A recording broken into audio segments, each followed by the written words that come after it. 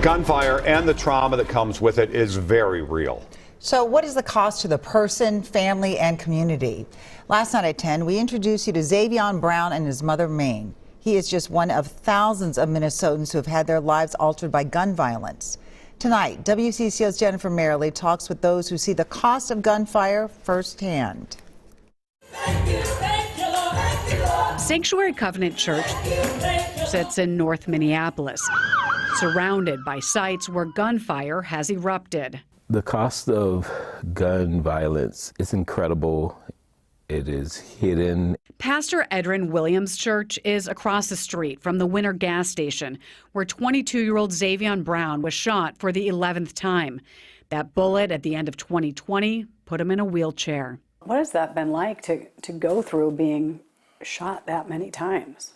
I'm surprised I'm still here, to be truthfully honest. The community calls the spot at Broadway and Lyndale Murder Station. I just remember waking up, my mom coming in the room, crying, telling me like, it's gonna be all right, but you can't walk no more, baby.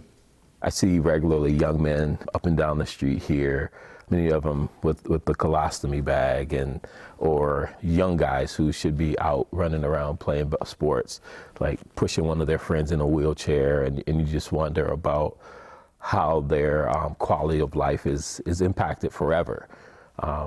That kind of cost. And I feel a real burden these days, Sanctuary. Williams incorporates the reality of living in the city into his Sunday sermons. In a world where raising our kids seems harder by the week, I thank God for his spirit. While trying to cast a light on a hopeful future. So that we might be built up to live the lives that God has called us to.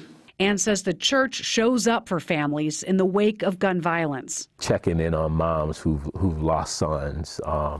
We're providing diapers to adults who can't go to the bathroom on their own anymore. We're financially supporting families who can't make ends meet because someone who's a breadwinner is their life has been impacted. That's a regular thing for us. He sees the pain, witnesses the struggle, and wonders, with all the gun violence, if people take time to really heal. If we don't heal, we'll continue to hurt one another. People are carrying them with them. Carmita McGlory counsels individuals and families impacted by gunfire about a mile away from the church at North Point. It costs the lives of people, but the livelihoods of people. Those triggered by the sound of gunfire, someone who's lost a loved one to gun violence. She also works with people who have been shot. We talk about living life again and making moves and trying to restore, reframe, and redirect your life. It's deep work. We have to probe. We have to begin to understand how we are patient with the stories and the narratives of these people. She works with people to get uncomfortable, to dig deep and try to heal. What were some of their childhood trauma experiences?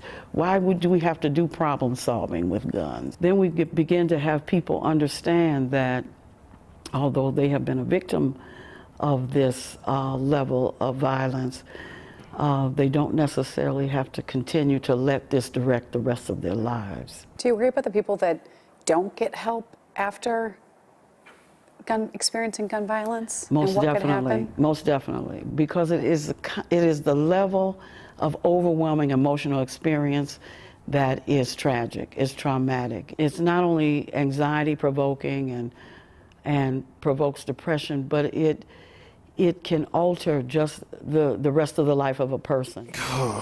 Xavion knows he could benefit from therapy. Currently in between trying to stay out of jail right now, so ain't really been focused on it. He says he is focusing on getting up each morning. I get kind of real emotional just looking at an old picture right before I was when I was walking. The fact that I could actually just wake up every morning and say that I'm here, that my life is actually worth something. I mean, I can't complain. In Minneapolis, Jennifer Mayerle, WCCO News. There are places to turn to, and we have compiled a list of resources for survivors and families. You can look for this story on WCCO.com.